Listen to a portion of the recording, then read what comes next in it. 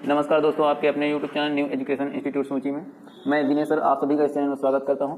हम लोग अगला टॉपिक है हमारे पास कक्षा 10 का, क्या है त्रिकोणमिति का परिचय। मैं तो आगे ध्यान देते हैं। क्वेश्चन नंबर फर्स्ट हमारे पास क्या दिया गया कि जो ट्राइंगल यानी त्रिभुज एबीसी में जो बी है वो आपके पास समकोण है, ए बी 24 है, बी सी 7 है, ठीक है। तो उस केस में आपको sine theta, cos theta, tan theta, इसी प्रकार नेक्स्ट यानी सभी क्वेश्चन फंक्शन जो है वो ज्ञात करने कह सकता है। Sine cos, tan cos, sec cosec. तो ज्यादातर क्वेश्चन जो आता है उसमें साइन कॉस में से कोई दिया रहेगा, बाकी एक या दो पूछ सकता है। तो इसको सॉल्व करने के लिए तरीका बता देते हैं।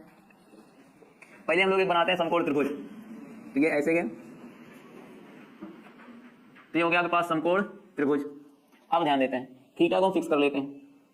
थीटा फिक्स हो गया, लेकिन अगर हमने एबीसी को फिक्स नहीं किया, क्वेश्चन के अनुसार चलें तो देखें तो क्या है, बी यहाँ समकोण है तो बी को हमेशा 90 पर रखेंगे। अब चाहे ए इधर कर लो चाहे बी कर लो, तो ए यहाँ हो गया, बी यहाँ हो गया। अब देखते हैं तो ए और बी कितना है, 24। ए बी कितना है, एक मिनट, सी होगा, तो ये हो गया आपके पास 24, ठीक। और बी सी कितना है, 7। सी ये पता नहीं, यानी कर्ण पता नहीं है। तो सबसे पहले हमको क्या करना है, पाइथागोरस थ्योरम यूज करना है। तो पाइथागोरस प्रमेय से, तो पाइथागोरस प्रमेय होती क्या है, कर्ण का स्क्वायर बराबर आधार का स्क्वायर प्लस लंब का स्क्वायर। अब थीटा के लिए लंब ये होगा, कर्ण हमको फाइंड करना है, थोड़ी देर के लिए पुट कर लेते हैं, ये एक्स है, तो ये हो गया एक्स स्क्वायर बराबर आधार क्या है 24 है और 7 लंब हो जाएगा। तो एक्स इसका स्क्वायर रूट कितना होता है, तो 576, तो ये होता है 49, ठीक। और इसको जोड़ेंगे कितना आएगा, तो ये आ जाएगा 625, 9 6 15 7 4 11 12 5 और 1 6। अब इसका कर लेते हैं स्क्वायर रूट, तो स्क्वायर रूट करेंगे तो इस प्रकार, और कितने का स्क्वायर होता है 25, तो एक्स की वैल्यू आएगी कितनी 25, क्लियर है। अब देखते हैं तुमको निकालना क्या क्या चीज है, sine theta, cos theta, tan theta. ये हो गया आपके पास साइन थीटा, ये हो रहा है कॉस थीटा और ये हो गया है टैन थीटा। तो साइन थीटा लंब बटे कर्ण, कॉस थीटा आधार बटे कर्ण और टैन थीटा लंब बटे आधार। तो लंब बटे कर्ण, लंब यहाँ 7 है तो 7 रख लीजिए आप। कर्ण कितना आया है 25, आधार कितना है 24 है और कर्ण कितना 25 है। लंब 7 आधार 24, तो 7/24, ये इसके क्या होंगे आंसर।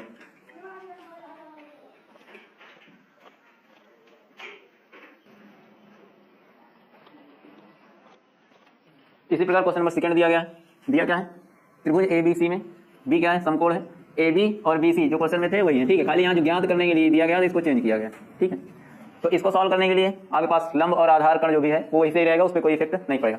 लेकिन अब जो ज्ञात करना है वो क्या ज्ञात करना है, साइन ए ज्ञात करना है। तो ये लिखा आपके पास क्या, साइन ए, और इधर मान लेते हैं कॉस ए है, फिर साइन सी है और कॉस सी है। तो इस पर बात कर लेते हैं। साइन क्या होता है, लंब बटे, साइन ए होता है लंब बटे कर्ण। अब यहाँ ए है तो एंगल हमको थीटा नहीं रखना है, ये ए होगा और ये वाला क्या होगा सी होगा।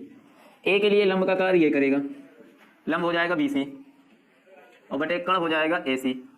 अब बी सी की वैल्यू आई है 7 और ए सी की वैल्यू आई है कितना 25, तो साइन ए तो ये आएगा।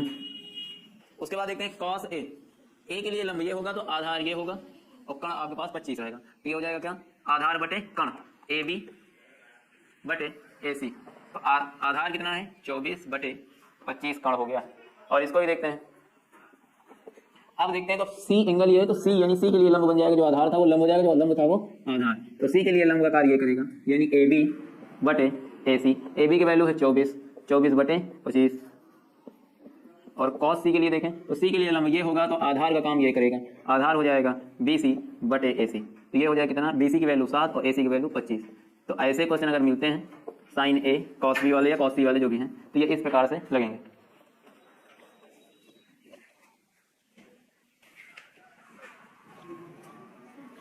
क्वेश्चन नंबर 3 दिया क्या है, यदि सेक थीटा बराबर क्या है 13/12, तो शेष जितने भी होते हैं मतलब सभी त्रिकोणमिति अनुपातों के मान क्या करने हैं ज्ञात करने हैं। तो इसके लिए करना क्या है, सबसे पहले हम लोग नोट करेंगे इसको सेक थीटा को।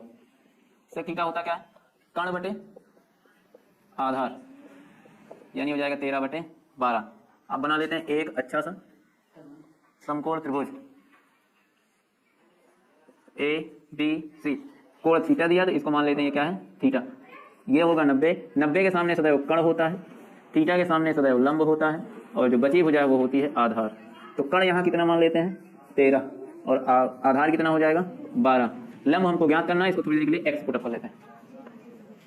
तो पाइथागोरस प्रमेय से क्या होता है, कर्ण का स्क्वायर। हमने कहा कि अगर आधार ज्ञात करना है तो कण के स्क्वायर से लंब का स्क्वायर घटाएंगे, और अगर लंब ज्ञात करना है तो कण के स्क्वायर से आधार का स्क्वायर घटा करके स्क्वायर रूट ले लेंगे।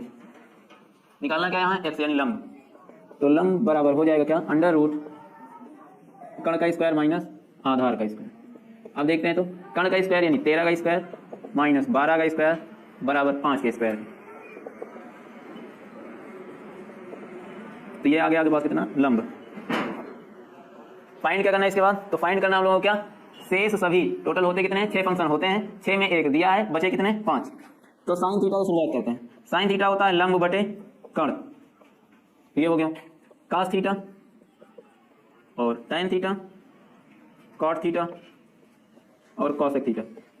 सेक दिया है इसलिए सेक नहीं लिखना, ठीक है। ये लंब बटे कण, थीटा के सामने लंब, और लंब कितना तो 5 आया है तो 5 ऊपर रखिए, कण कितना है 13, यही इसका आंसर।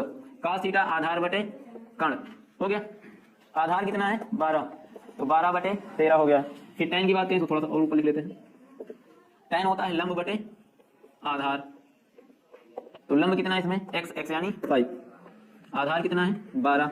इसी का जस्ट उल्टा काट होता है आधार बटे लंब, तो हो जाएगा 12 बटे 5।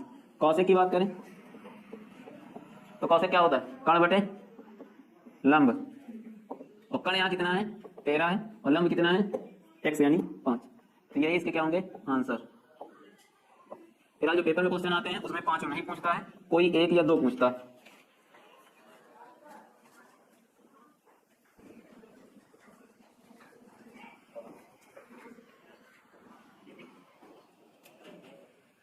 तो हमारे पास अगला जो क्वेश्चन है क्या दिया गया है, यदि cot थीटा बराबर 7 बटे 8 तो 1 plus sine theta into 1 minus sine theta, और बटे में क्या है 1 plus cos theta into 1 minus cos theta. इसकी वैल्यू क्या करनी है ज्ञात करनी है।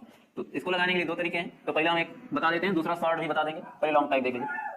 तो पाइथागोरस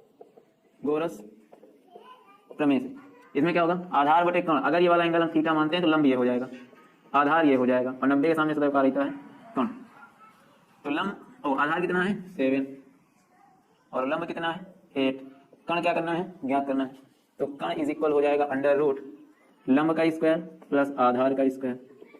लंब कितना हमारे पास है तो लंब है 8 का स्क्वायर और आधार है 7 का स्क्वायर। 8 का ही हो जाएगा 64 और 7 का हो जाएगा कितना 49। 9 4 13 6 4 10 10 11, इसका स्क्वायर रूट नहीं निकल सकता है, इसी को यूज करना है। अब आ जाते हैं इसमें यूज क्या क्या हुआ है साइन साइन और कास कास। तो पहले हम साइन थीटा निकाल लेते हैं। तो साइन थीटा होता क्या है लंब बटे कण,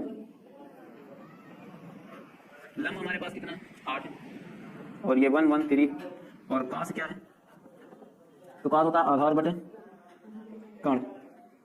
तो आधार यहाँ कितना है 7 और हर तो वही रहेगा क्योंकि 100 कितना है अंडर रूट का 13।